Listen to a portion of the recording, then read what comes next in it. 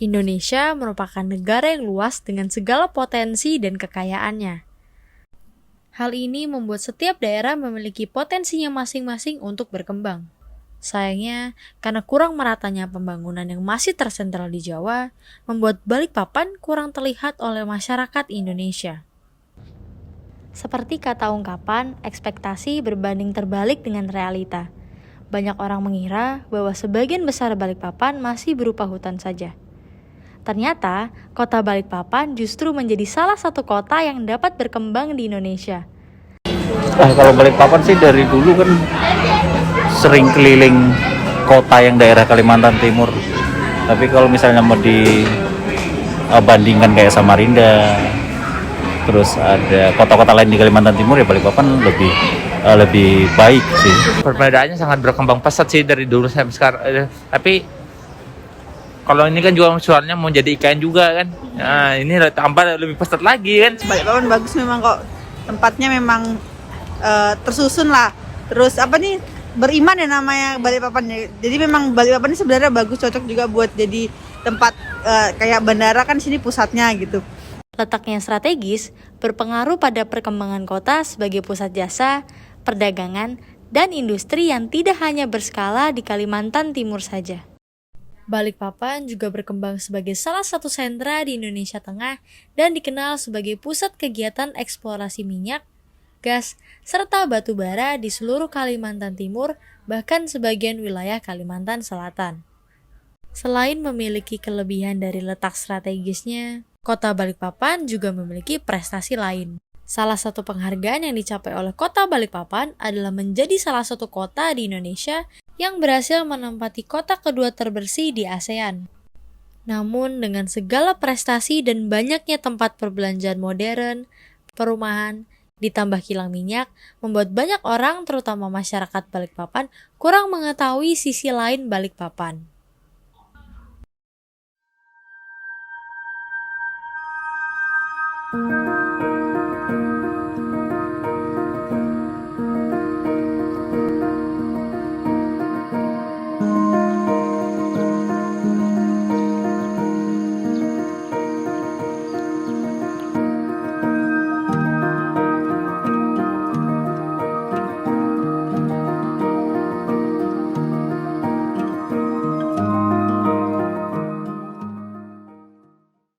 Nama saya Haryoto Sujono. Saya Butina.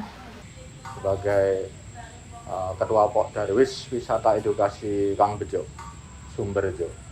Semenjak diresmikannya wisata edukasi yaitu pada 4 Agustus 2019. Sudah hampir 48 tahun. Pada waktu itu diresmikan oleh Bapak Wali Kota Pak Rizal Effendi. Mulai 4 Agustus 2019 sampai saat ini, tahun 2022 ini. Sebagai selayang pandang aja ya, mengenai Kang Bejo. Jadi sebelum terbentuknya atau dibentuknya wisata edukasi ini adalah Kang Bejo ini dengan istilahnya kampung kangkung, dengan luasan sekitar hampir 2 hektar lah ya. Pada waktu itu sebelum menjadi tanaman kangkung ini adalah dulunya mungkin sekitar tahun 79 yang saya dengar, karena waktu tahun 79 saya belum kesini. Itu tanamannya adalah padi, jadi yang punya lahan ini ditanami padi. Seiring berjalannya waktu, karena padi itu tidak efektif, karena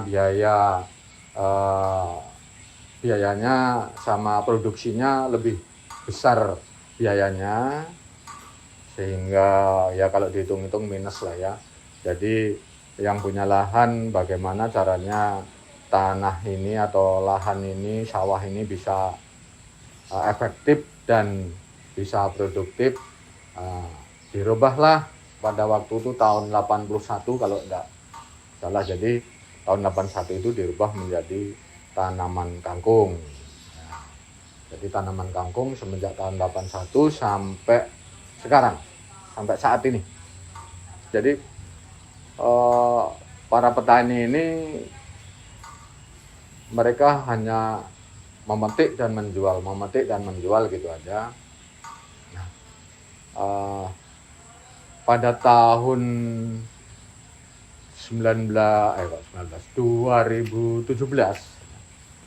2017 saya sebagai karyawan, waktu itu karyawan di Viko ya, belum menjadi RT. Nah, jadi begitu tahun 2015 saya pensiun dari perusahaan perminyakan yaitu Viko Indonesia. Nah, di tahun 2017 itulah saya terpilih menjadi ketua RT. Di sini ketua RT 40 Sumberjo di Kelurahan Sumberjo. Nah, 1 tahun kemudian, yaitu pada tahun 2018 itu Pak Lurah di Kelurahan Sumberjo kebetulan baru, jadi menggantikan Pak Lurah yang lama, sehingga tahun 2018 ini Pak Lurah Umar Haji waktu itu tahun 2018 menjadi lurah. Nah, di mana lurah ini pengen tahu wilayahnya ya, wilayah dari Sumberjo ini, karena Sumberjo Balikpapan Tengah ini terdiri dari 59 RT. Nah, karena lurahnya baru, jadi pengen tahu wilayahnya. Nah, pada waktu itu harinya saya lupa, hari persisnya ya, tanggalnya juga kita lupa. Pak Lurah yang baru bersama wakil LPM, Lembaga Pemberdayaan Masyarakat, menemui saya selaku ketua RT, mengajak ke sini, kampung kangkung ini, ke sawah, karena di sini kan memang ada luasan tanah sawah yang ditanami kangkung.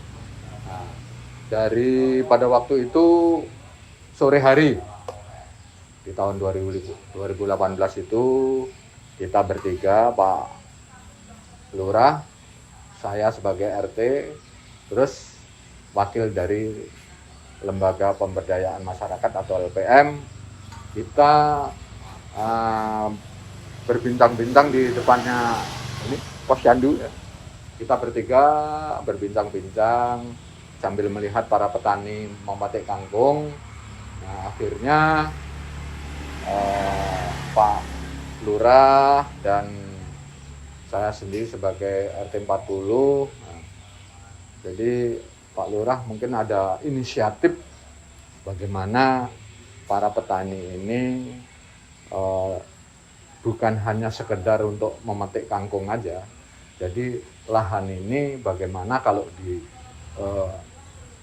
dibuat atau ya di inilah, bagaimana bisa menjadi tempat wisata untuk edukasi.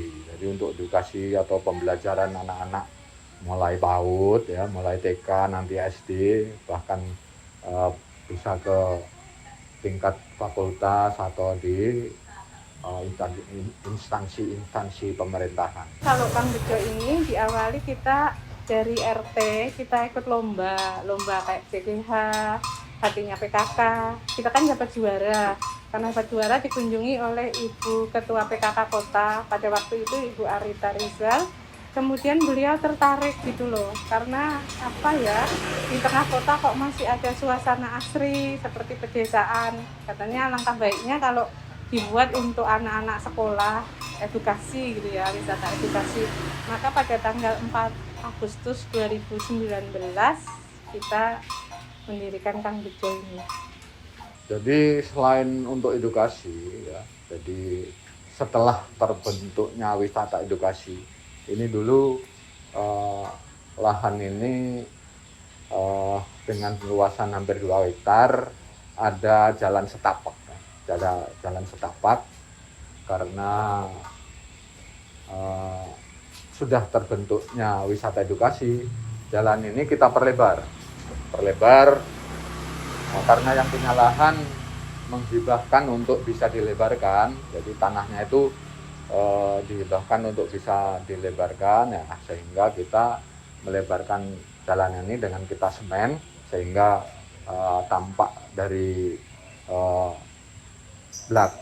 latar belakang kita nanti ada jalanan. Itulah hasil daripada terbentuknya wisata edukasi kita, supaya untuk lancarnya para pengunjung, terutama adik-adik kita untuk wisata edukasi, maka sudah ada jalan yang lebih besar yang sebelumnya hanya 1 meter. Jadi di samping wisata edukasi, jadi kita untuk memberdayakan yang lebih baik lagi para petani kangkung yang tadinya itu mungkin tidak dikenal oleh masyarakat pada umumnya. Mereka itu para petani hanya melayani para pelanggan gitu aja hari-hari. Nah, dengan adanya wisata edukasi ini, para petani itu pendapatannya itu lebih meningkat. Jadi maksudnya lebih meningkat itu, yang tadinya tidak banyak pengunjung, setelah ada wisata edukasi banyak pengunjung ya, sehingga pengunjung ini bisa langsung membeli kangkung. Nah, jadi para petani hanya bukan melayani para pelanggan, dia juga bisa melayani para pembeli, terutama para pengunjung. Nah, di situ sebagai tambahan untuk pendapatan mereka. Jadi itu tujuan daripada terbentuknya wisata edukasi itu. Ikut membantu juga pendapatan para petani. Wisata edukasi tetap terbentuknya wisata, tempat wisata itu harus ada struktur. Nah, di situ dari pihak pariwisata sendiri, terutama Balikpapan, itu yang namanya wisata itu harus ada struktur organisasinya, mulai dari ketua, wakil ketua, sekretaris, bendahara, dan seksi-seksi yang lain. Itu harus ada kita sebagai tempat wisata. Dimanapun tempat wisata itu harus ada struktur organisasi. Itulah yang bisa wisata itu bisa berjalan. Bisa berjalan itu entah itu nanti bisa sukses dan maju terus atau tetap mandek, itu tergantung dari organisasi, dari anggota-anggota pada wisata. Jadi gini, para petani ya, namanya petani itu kan di sini terdiri dari, kalau melihat pelangnya di situ ada 27 para petani ya, kurang lebih segitu. Mereka setiap hari kan memetik kangkung ya, karena mereka itu pekerjaannya kan petani kangkung. Ya. Dengan tiap hari memetik kangkung, yang jelas masing-masing para petani itu punya langganan masing-masing. Nah, itu jadi mereka tiap hari ngantar ke langganan. Jadi makanya mereka metiknya sore, itu dibawa ke pasar, ke langganan itu subuh. Karena apa? Kalau metiknya pagi gini, untuk menunggu besok pagi subuh itu kangkung sempat layu. Makanya para petani metiknya sore jam-jam 4 gitu. Nah, nanti diantar ke para pelanggan di pasar itu subuh. Dan satu hal Mbak, petani saya itu walaupun petani kangkung semua ikut BPJS Ketenagakerjaan Mbak. Semua. Jadi biar orang tua-tua ikut BPJS Ketenagakerjaan semua. Jadi dijamin. Ada yang meninggal ya, itu memang juga ada asuransinya gitu loh. Makanya kita dapat bantuan lamin dari BPJS Ketenagakerjaan gitu. Inovasi yang pertama pastinya kan kangkung ya, makanannya itu ada cimi-cimi kangkung, salome kangkung, bakwan kangkung, terus kemudian empek-empek kangkung, nasi kangkung itu juga ada, nasi uduk kangkung juga ada, kemudian keripik kangkung juga ada, kemudian kita juga pernah inovasi manisan cabai, manisan tomat juga ada. pertama ya bagaimana wisata edukasi ini dikenal oleh masyarakat Sumberjo, Balikpapan dan sekitarnya. Bahkan kita sudah membuat Instagram, YouTube, terus apalagi sekarang ini ada 4 macam itu website segala kan. Nah itu tujuannya untuk orang bisa mengenal lagi Kang Bejo. Nah, mereka mungkin bisa tujuannya kan kita untuk wisata bisa ada pengunjung ke sini. Terus yang kedua supaya produksi kangkung ini bukan hanya dikenal di pasar-pasar aja, mungkin di tempat-tempat yang lain seperti hotel-hotel itu kalau tujuan kita supaya pendapatan petani lebih naik lagi.